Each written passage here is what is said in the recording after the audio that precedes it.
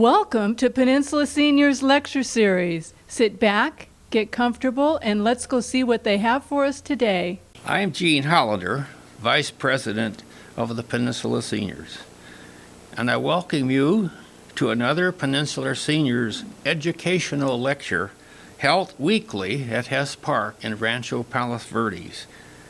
Today we're going to have a lecture from Mr. Mike George, who is a historian par excellence in Torrance, California. Mike will present an interesting and light-hearted look at the unique and often surprising history of our neighbor to the north. Please welcome Mike George.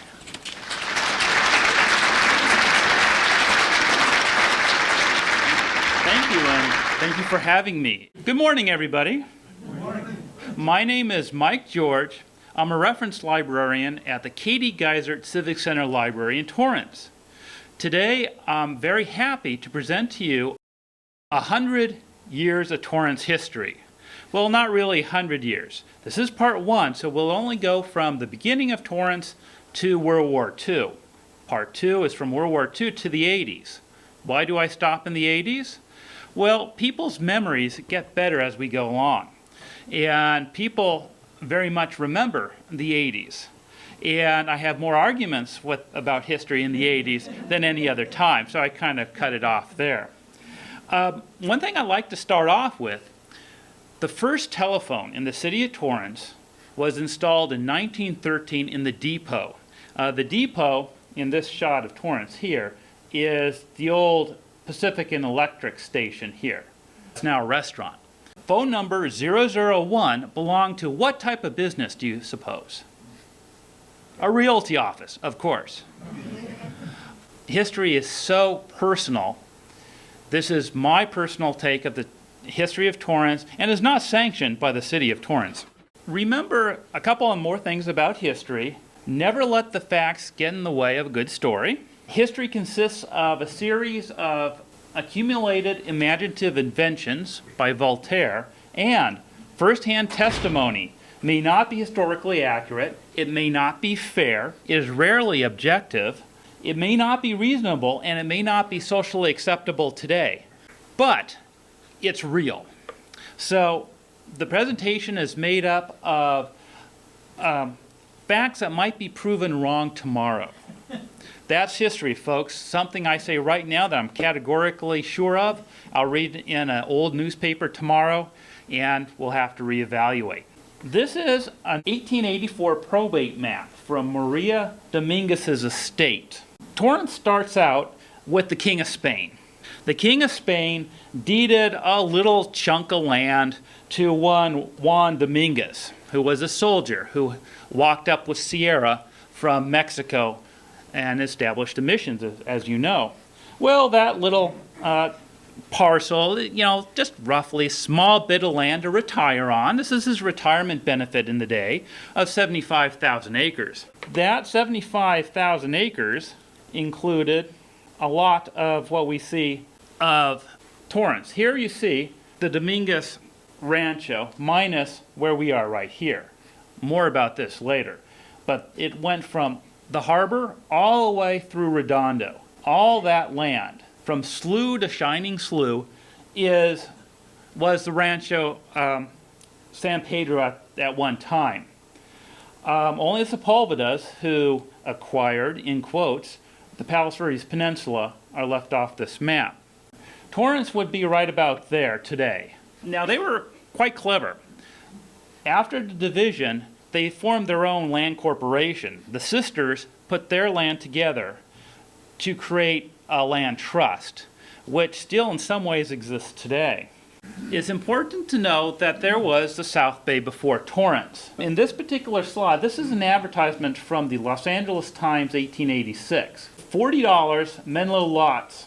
Menlo Park, if you know Torrance, is right next to Walteria, right on the base of the Palos Verdes foothills. Back then, you can buy quarter acre thereabouts for $10 down and $5 per month for the rest of your natural life. You apply to A.R. Walters. Remember that name, A.R. Walters, because he is where we get Walteria from. He was a captain, and little is known about Walteria. He bought the Walteria section in the mid-1880s. This is an advertisement. Cheap homes, rich farms, pure and delightful scenery can be yours for that $40 in Walteria. In this glorious California, each location claims superiority over all others, and each has some advantage the others have not. Only in one place do the powers that combine all excellence and variety in California, and that place is called, you guessed it, Walteria. This is an annexation map.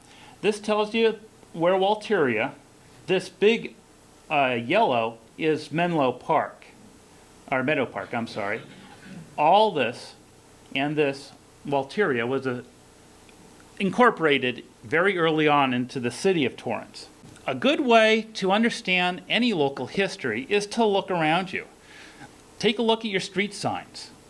Who are your streets named after? We have a couple right here.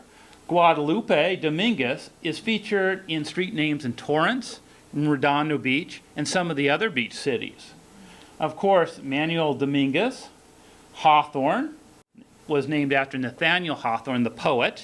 In Old Torrance, we have Sartori, who was a banker, big-time banker in Los Angeles, and one of the original investors in the city of Torrance. And of course, you have Crenshaw, who was named after George L. Crenshaw. What do you suppose Mr. Crenshaw did? Well, he was a realtor. You'll see this a lot. Crenshaw also was, quote, the banana king of Los Angeles, unquote. Tried to import a lot of bananas and control the market. We have Sepulveda. Sepulveda, of course, was named after the Sepulveda family, very prominent in this area. More about them later. We also have Cota.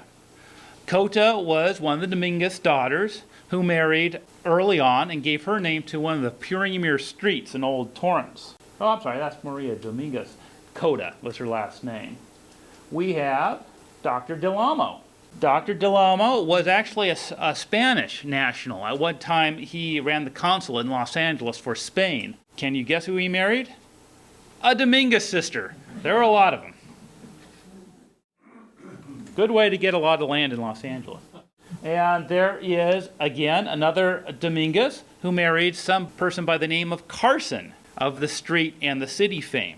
And of course, a little farther north, we have General Rosecrans, who was a famous Civil War general who moved out to Los Angeles and speculated in land early on. Now, I promised you in the little blurb to tell you about the most successful, how shall I call him? The most successful squatter in California history. This is Mr. Sepulveda. The Sepulvedas were friends of the ranch manager for the Dominguezes. They asked their cousin, hey, can I just graze a few hundred head of cattle on this barren rock to the south of your lands? It's a peninsula. It has a little water, but mostly scrub. Said, yeah, sure. Why not? Well, they took that and they claimed squatter rights to around 17,000 acres. It went through almost 50 years of legal battle until they finally got their patent confirmed by the new state of California. Rancho San Pedro was the first patent awarded to a rancho, old rancho land grant, from the state of California, following on the heels of the Rancho Palos Verdes. Also, the only historical landmark from the state in Torrance is the location of the adobe Jose Dolores Sepulveda, which, if you're traveling down Hawthorne, is very close where the hillside village is today. Nothing remains there. That's where they think his adobe was. But he did pretty well for himself. Of course, he had to get rid of a lot of that land to lawyers to pay for his claim. I promised you a boom. Torrance literally started with a boom. The boom happened in 1910. Anarchists, terrorists, labor agitators, whoever you wish to label them, blew up the Los Angeles Time building, which we have a picture here. They blew it up because they were agitating for labor rights. And of course, the best way to negotiate is to throw a bomb at somebody. A very, very important case in the history of Los Angeles. They were defended by a young maverick attorney named Jarel. It didn't go well. Halfway into the trial, they pretty well admitted, yeah, they blew up the building, and Clarence didn't have a case. However, this gave pause to all the industrialists in Los Angeles that maybe the city was not a good place to have a factory. They were thinking Los Angeles is getting expensive, it's too close together, land was at a premium, and whenever you have a lot of people packed into a small space, things like this might happen. Another picture of the Times building and the aftermath. As you can see, it was a pretty large bomb. By the way, that eagle still survives in the beautiful 1930s Art Deco Times building nowadays. Torrance and a number of other people say they wanted to move the factory out to the land. They say the main reason to do this was because of land prices. In 1900 and 1910, land in Los Angeles was going for the outrageous amount of $2.50 a foot. Torrance estimated that relocating, say, the Union Tool factory would reduce costs 18%, increase output by 20% without hiring a single worker. Well, you could work today.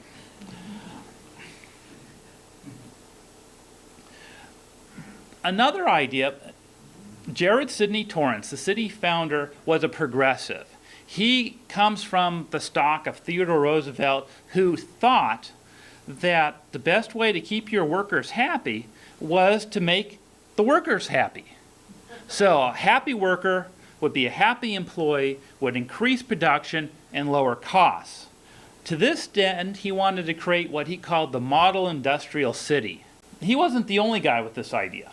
This is Pullman, Illinois, circa 1890. Look how beautiful that is. Nice church, beautiful rec rooms, stone houses, etc. The idea in Pullman was a company town. They built the town, you rented your house from the Pullman company, you bought your groceries at the Pullman store, you danced at the Pullman dance hall, and you went to church in the Pullman church. There was a big problem with this. Anyone remember what happened in Pullman? Big riots. They had to call in the National Guard because since the worker owed everything to the company, it was like serf labor, basically. The previous slides was what Pullman was supposed to look like. These are some other views. Notice the laundry, brick tenements, you know, poor old lady with the little kid working 20-hour days in the salt mine, etc., etc. Or right over here, just tiny little row houses made of wood and canvas. Whenever the company felt like it, they could raise your rent. Whenever you didn't do what the company said, well, you're out on the street. That was what Torrance didn't want.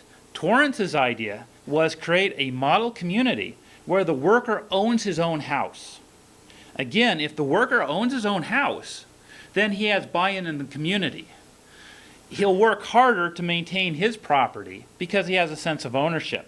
Torrance was also, and a lot of the city planners at the time, were influenced by the Great White City, the Columbian Fair in 1893, where they created a beautiful city. Beaux Arts, architecture, lots of walking trails, open air, parks, gardens. This was the city of the future. People like the Olmsteds, like Sullivan, others were very much influenced by this style of city planning. Again, another example, Fairfield, Alabama. This was a company town built for U.S. Steel around the turn of the century.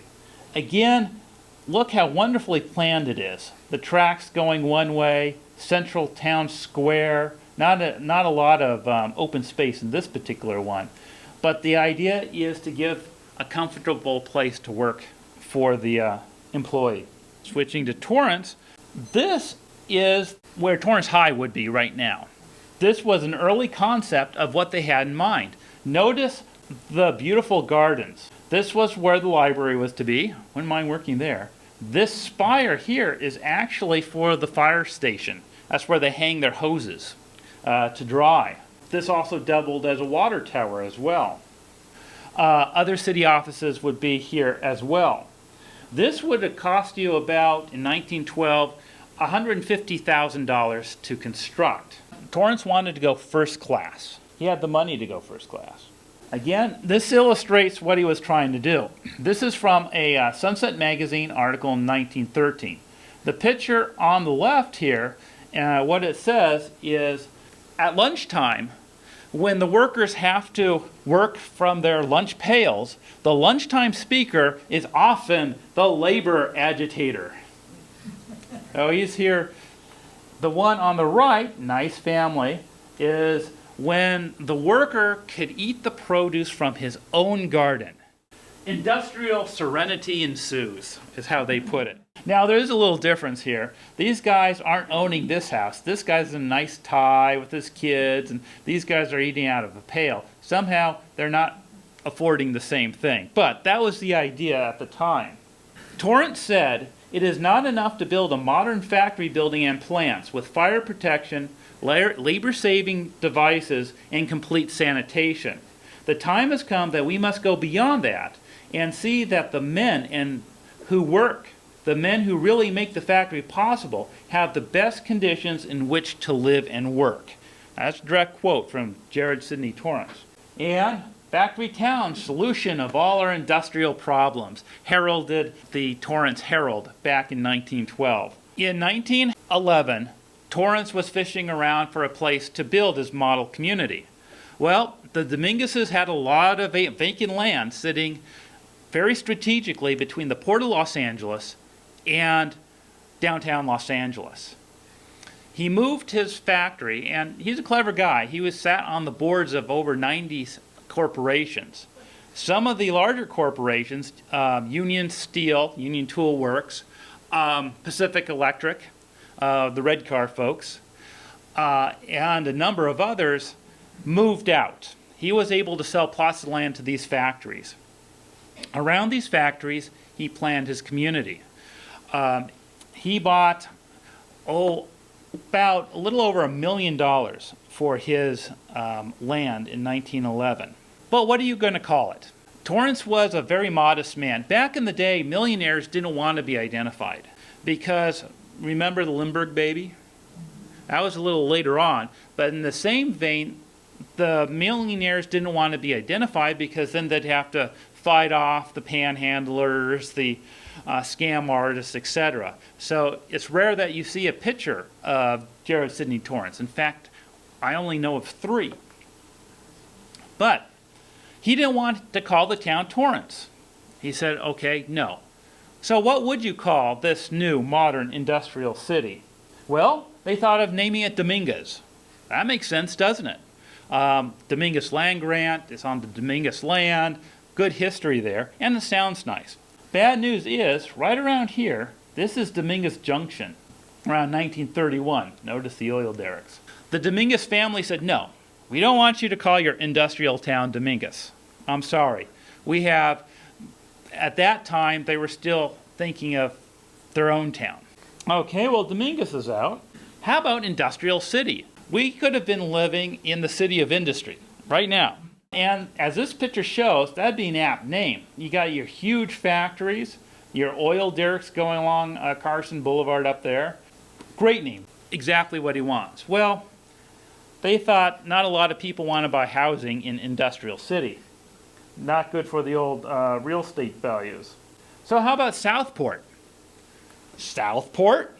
Torrance? It's kind of inland.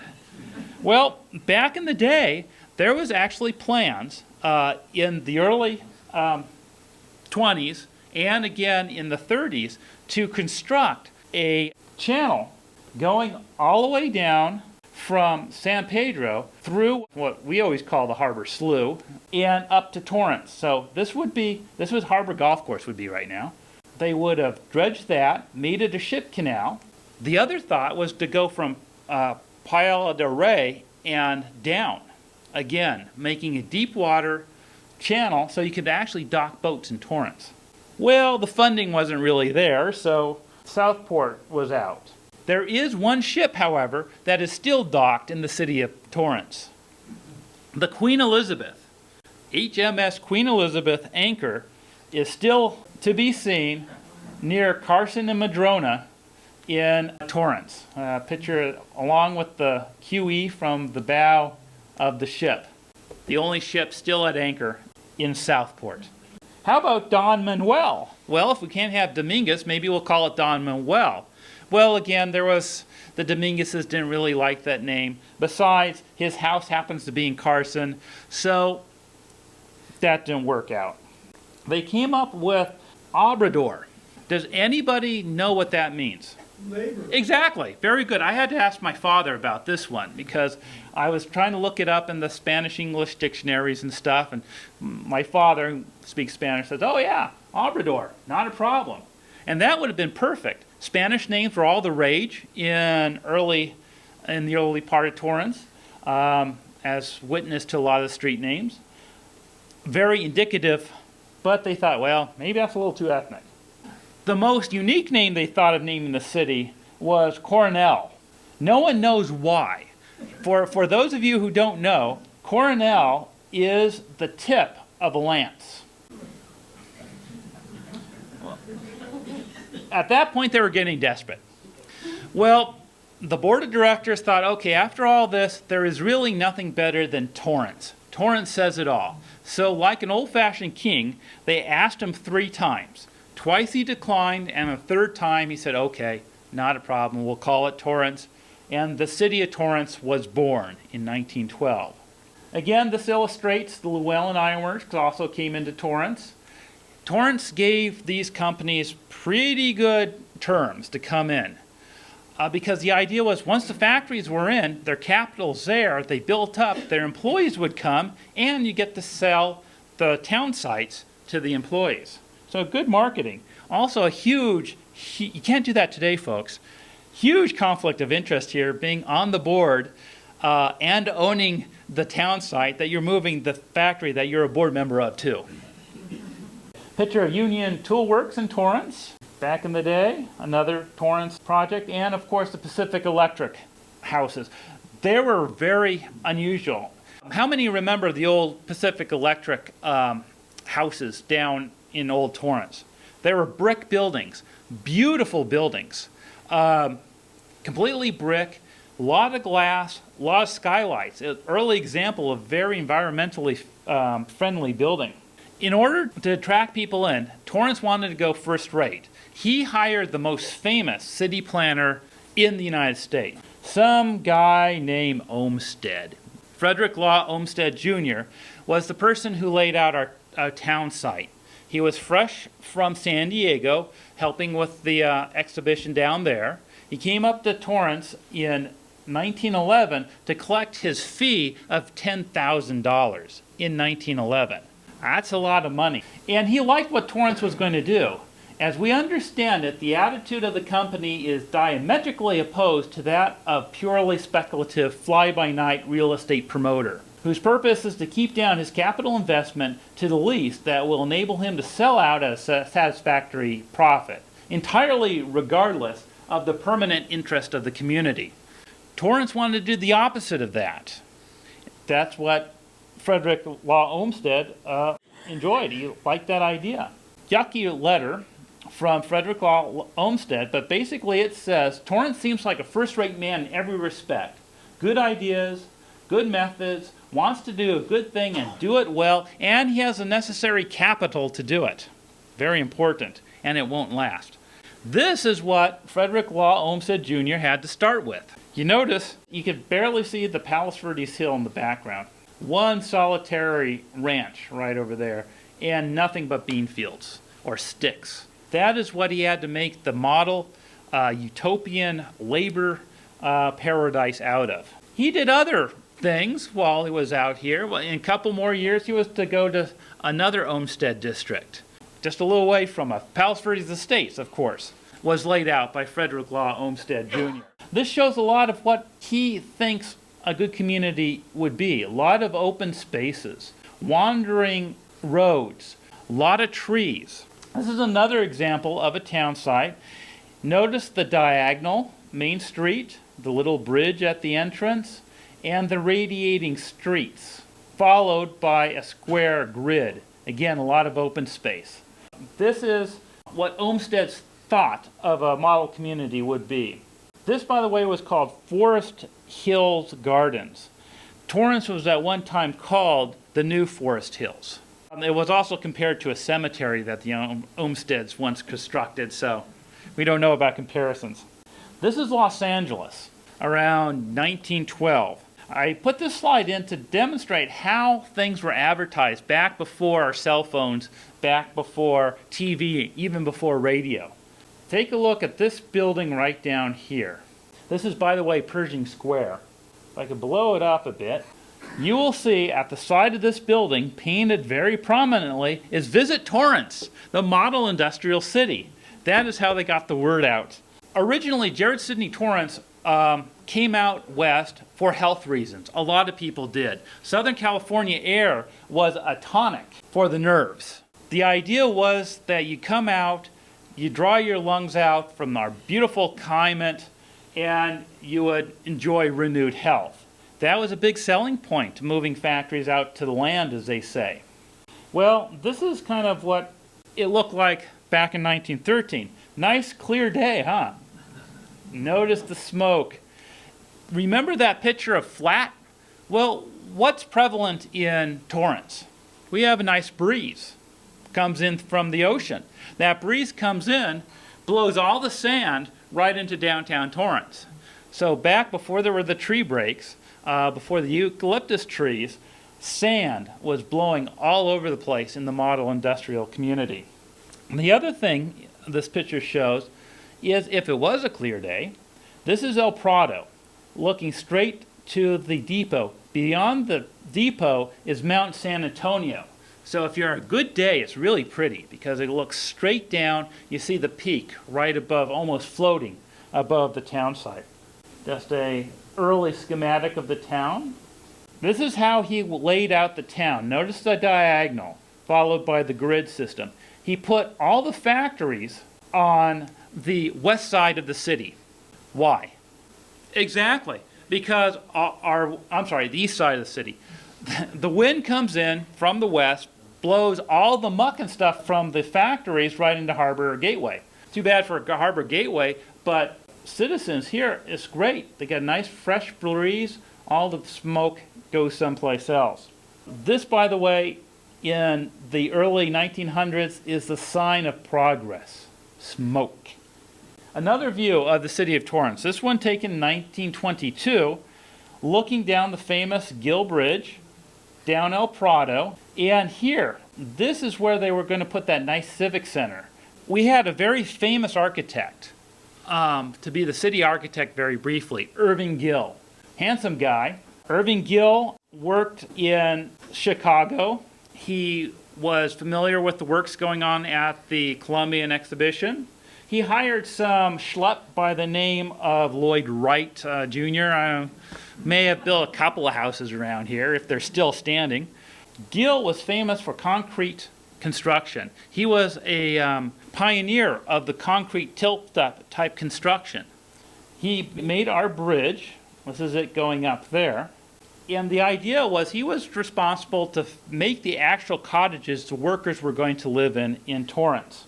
Again, another view of the bridge. This is good because this combines the Olmsted landscaping with a Gill-type bridge. Notice the clean lines. He was all about minimalist before anyone even heard of minimalist.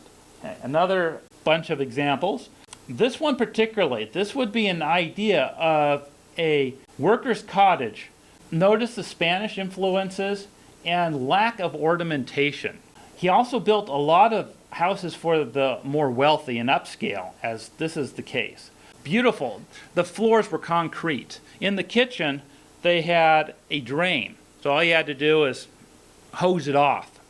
The floors were convex. You've heard of convex ceilings, but the floors also went like that because where does the dust hide? In those corners. So if your floor was sloped like that, you wouldn't have dust. Very easy to work with. No cornices at all. Your doors and windows were flush. Again, that helped alleviate any sort of dust and, in my opinion, any sort of attractiveness. Again, an example of worker houses, the Lewis Courts in Vista Terrace, the telltale arches. No ornamentation at all. This very stark. He wanted outside, communal living. The idea was that you go out into your porch, into these areas, and talk with your neighbors before cable TV came into play. This is a picture. There's a red car going across. These are hotels that he originally put up. If you go to downtown Torrance and see the El Rand Hotel, it's again very, very minimal. Look at the depot. Has a dome, concrete, very, very sparse in its decoration. The building trades hated him, by the way. Can you imagine being a carpenter in a concrete house? He had all these brilliant ideas, progressive ideas for the working man, yet the unions almost shut him down because there wasn't work for him. There was no carpentry. The carpentry union got after him. Things got ugly. This is an idea of an early Torrance house. Again, look how small they were.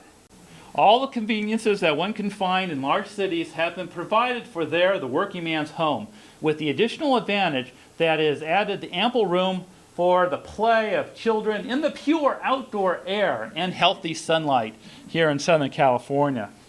This is the reality. Notice the quaint little California bungalow houses, and bam, there's your Gill house. The problem with the Gill house is, got a great quote from Sunset Magazine. Basically said the prospective owners would walk through a Gill house, marvel at all the conveniences, the way it was built, but immediately go next door and put a deposit on a beautiful, nice little California bungalow. Because the public was not ready for this sort of style.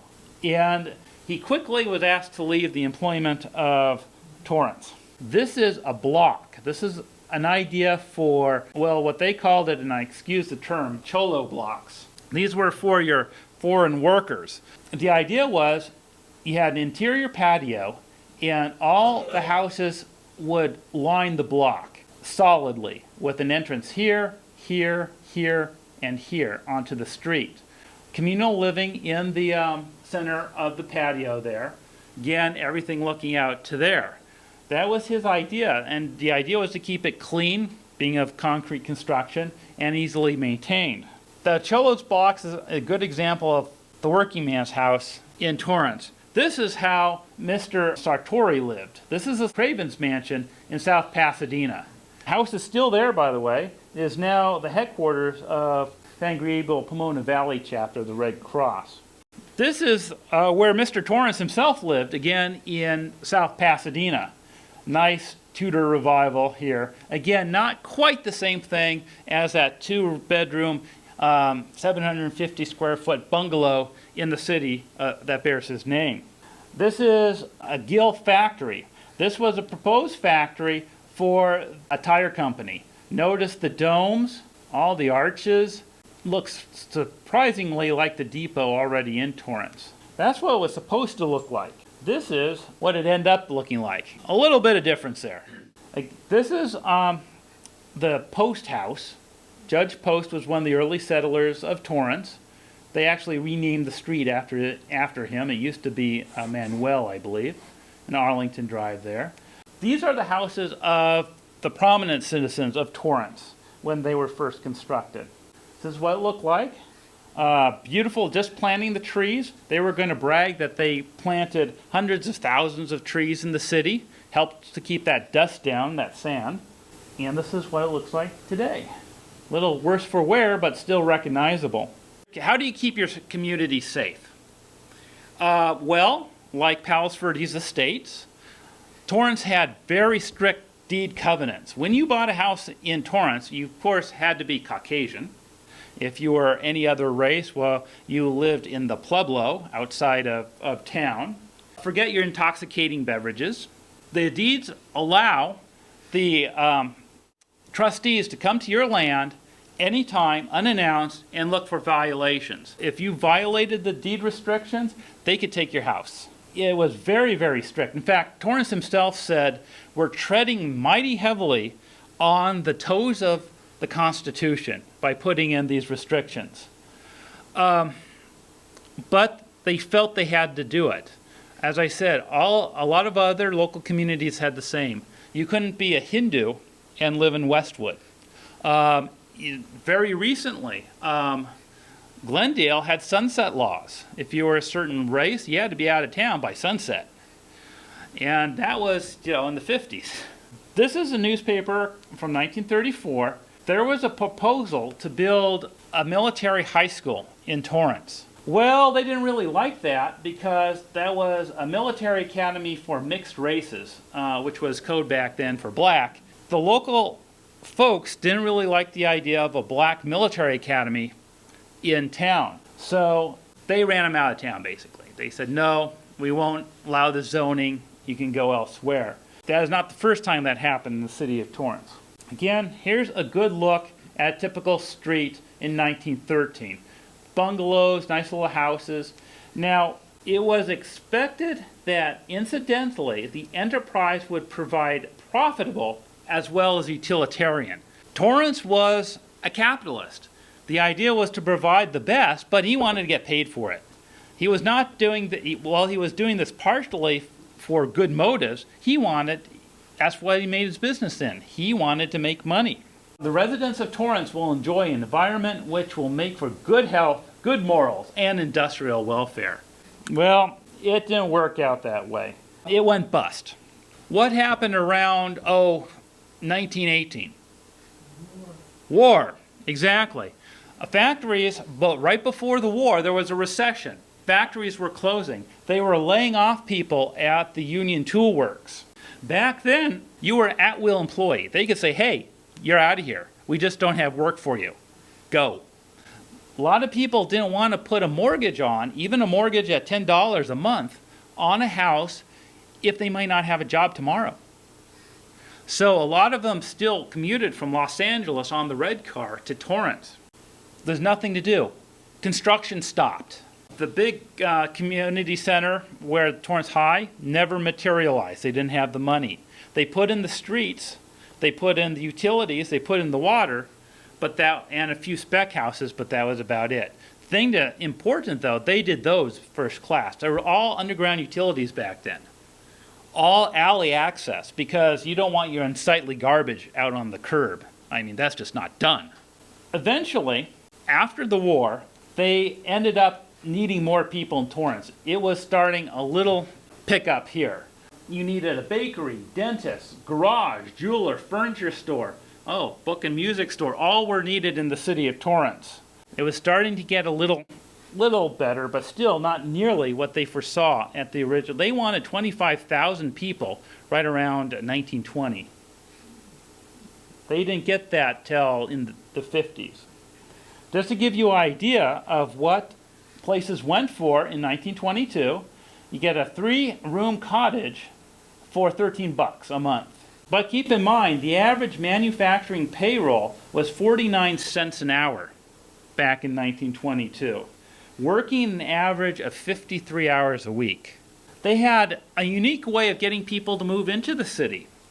What a number of the factories did was they say, hey, employee, for $50, you can pick any lot in the city. For an additional $50, we will build you one of 5 different type of homes. You want a Spanish Revival, a Tudor, modern. We will build that house for you. So for $100, you have land and a house. And for about $25 a month in mortgage, you were a homeowner. This was done to try again to get the people to buy into the community. But again, even those nice people who took advantage of this in 1920 were very happy. because they owned the land, they had a nice house, and they had their mineral rights. Because what really helped Torrance take off was oil. Oil was discovered in Torrance in 1921. This slide tells you again how they used to commute to Torrance. This was a special red car that went from Los Angeles to the depot in Torrance, bearing specifically factory workers. Again, they were scared to put down even that $25 a month for a house. Again, just an idea of the holdings. All these are lists of houses that are now bank owned. They were owned by the Dominguez Land Company, built on spec. They were losing their shirts. By the way, you can get one of those for about anywhere between $1,500 and $3,000. Frederick Olmsted was not happy with this. He had grand plans for Torrance, and he said that basically the people of Torrance butchered his plans. Well, what could they do? He was expecting a whole bunch of capital and money to make his beautiful community, but that money was simply not there.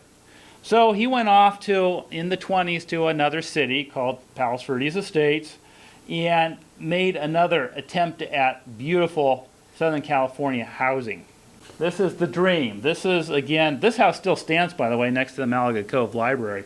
It always amazes me when I see a picture like this and people are complaining about views and trees. I have an idea how to solve all this. Hollywood Riviera is complaining about trees now too. The idea is that no tree can be higher than it was in 1925. That solved all the view problems. Clifford Reid had a dream. He was the person who developed Hollywood Riviera, kind of similar to Torrance, because he had the idea of having an affluent Riviera community that the stars in Hollywood would drive up and settle in, kind of like summer homes. Very, very posh. Don't be Jewish, but still posh. Built beautiful homes, but again, his timing was impeccable. He started construction in 1929. Again, this is an idea of how it looked. Here's the Hollywood Riviera Club right down there, and the line with Palos Verdes Estates over here, and his burgeoning community. It's all very nicely planned out with roads going all over the place, easy to get lost in, and bam, this is what you end up with, tract housing. In Palos Verdes Estates, if you bought a home, you had membership in what? The golf course. The golf course was part of the inducements. Similarly, Hollywood Riviera had the Hollywood Riviera Club. That was your inducement. If you bought property there, you were automatically a member. Had a nice swimming pool, access to the beach, convention facilities, a good restaurant, among other things. Picture of how it looked back in the day. Notice something here. There's the ocean here, and look at where the steps are there. Replicas of these steps still exist in Miramar Park. Next time you're down there, see how far the ocean is from those steps. Again, an example of a housing. This was not, again, the standard working class housing here. This was haciendas, mansions for the Hollywood elite. None of them, except one exception, took them up on the offer. One of the things was, there was something called the Hollywood Riviera Parkway. It's called the Hollywood Palos Verdes Parkway. It was something to be like the Pasadena Freeway was supposed to be. In Los Angeles, all the way down Crenshaw Boulevard, hang west around Torrance Boulevard to get to Hollywood Riviera.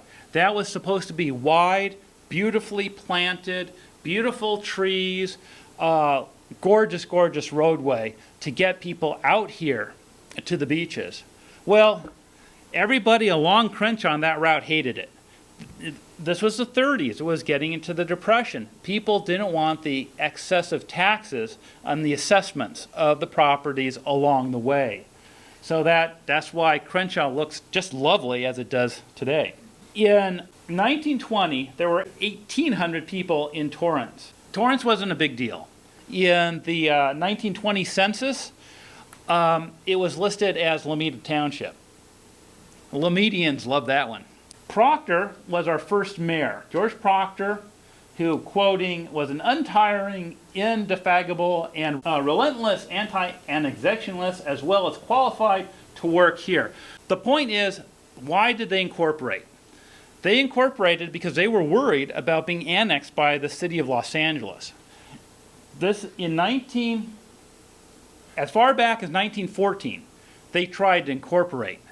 No one cared. No one wanted the increased taxes of an incorporated city. 1921, oil. Now there's something worth annexing.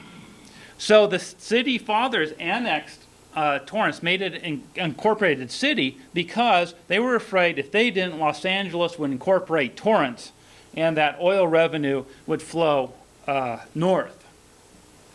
Also, ironically, is within a year of being incorporated city in 1921, we annexed Walteria, the Meadow Park area, Hollywood Riviera, North Torrance, the Victor Tract, the list goes on. Torrance has a big history of annexations of its own. Also, Torrance, Jared Sidney Torrance, the city founder, died just before his city became incorporated. In his will, he left money for Torrance Memorial Hospital and a library. Not in Torrance. He left money for the library in his hometown in New York State. The early days of the incorporated city, our first police chief, Chief Anderson, he retired to a really, really nice place. It's up north around San Francisco. It has great views of the water. He recreated by, smashing a few rocks here and there. Well, he was sent to prison.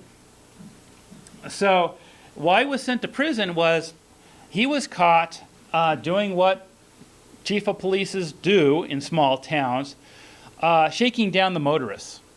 It was a speed trap in early Torrance. And what he did was he caught a couple speeding, or his deputy did, and his deputy and Chief Anderson colluded to get bribes at him. Okay, you can go, give me a few bucks, and it's okay. He got caught, and he was asked to leave the city. Years later, he shows up again in the newspapers where he is in Long Beach, and he's caught robbing a bank in Long Beach. Queer bandit is not what it sounds, by the way. Queer as in strange.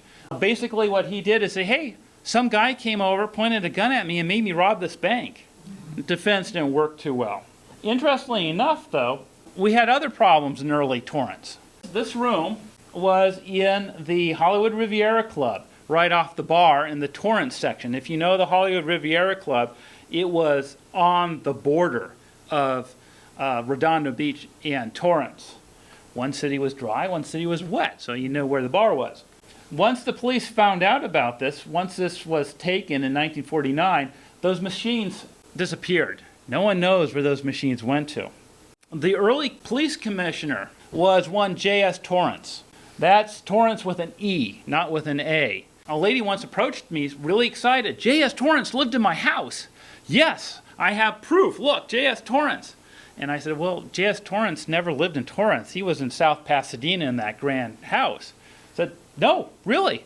And she was absolutely right. J.S. Torrance did live in her house. But as police commissioner, this illustrates how confusing some history can be. If you're reading the newspaper and you see Torrance, you might not notice the E over the A. In the 1920s, oil was discovered. Eventually, it was going to be one of the most productive oil fields in the country. This is a good idea of what they thought an oil strike looks like. Beautiful homes, they're all in the backyard. If you happen to have taken up Union Tool or Pacific Electric and bought your house in 1920 at $50, one of these could be yours, paying your mortgage. Funny enough, after that, mineral rights were not included in your land purchase. This is what it really looked like. This is just south of Carson. At one time, along some of these streets, there was one oil derrick every 500 feet. and regulation wasn't really there. They were there for the money. This created a very big boom for Union Tool, because guess what Union Tool produced? Oil well drilling equipment. You got it. I mean, you can't get any more convenient than that.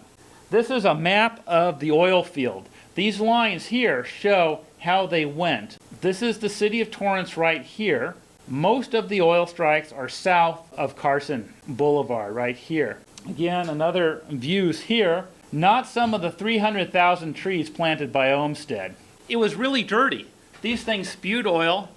Back in the day, you put your laundry out to dry. Well, if you did that next to your neighbor's working oil pump, it's not going to stay very, very pretty. Now, the good part of this is all the nice-to-do folks were north of this. This is how a realtor looks at your oil strike. Beautiful little houses with greens, your trees. That's what you show your Midwestern relatives about Torrance and how it looks. While this was going on, things were slowing down right when Reid was building his dream community in 1929. The Depression hit. Depression hit Torrance pretty hard, being a manufacturing community. But like any community, they had their 1930s version of the stimulus package. Does anyone remember what that is? WPA projects. In Torrance, we built a new civic center, new town hall, community auditorium, and my personal favorite, new library using stimulus money. This is an example of what they were getting rid of.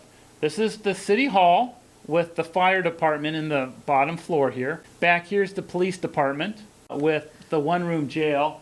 It was funny, some of the old timers said the jail used to be a tree and a rope. Not mentioning that, but actually tying the guy to the tree. Again, another view. This is the new civic center taking place. Again, big difference between the wood stucco. This is steel and concrete. Modern architecture, very, very pretty. 1930s. This is what they wanted it to look like, the city hall. And this is what it ended up looking like. Beautiful. Notice the eagles on the pediments, the streamlined touches on the flagpole, the urns, the doors, surrounds. Unfortunately, that turns out to look like that. It used to be a bank. Now it's the Time Warner building. The Civic Auditorium was torn down. The library is still there. The library they built in 1936 is now the Torrance Historical Society. They wanted to have the City Hall, the auditorium, and the library all on corners, very next to each other on El Prado. Well, the city, being the city, didn't want to pay the guy for one of the parcels of land. They had two of the parcels, not the third. And they said, basically, drop dead. The guy knew they were interested in his parcel, so he jacked up the price, naturally. Once they started construction, of course, the guy said, oh, sorry, I made a mistake. Please give me something for it. And that parcel went into foreclosure, but too late. That is why the library's about 2 blocks away from the other civic buildings. 30s also saw Torrance on the air. You have this beautiful, again, art moderne style broadcasting. Anybody have an idea where they put the KNX Columbia Broadcasting Studio? Of course, Columbia Broadcasting, Columbia Park. Also back in the day, this is a biplane taking off from Rat Beach. This is the line of trees at the border with Palos Verdes Estates. In the 20s, flying was the thing. They were predicting everybody was going to have a plane. They were going to fly off, hopefully not cliffs, but there were over 50 airports just in the Southern California area. This constitutes an airport. Your cars with your headlights and a field.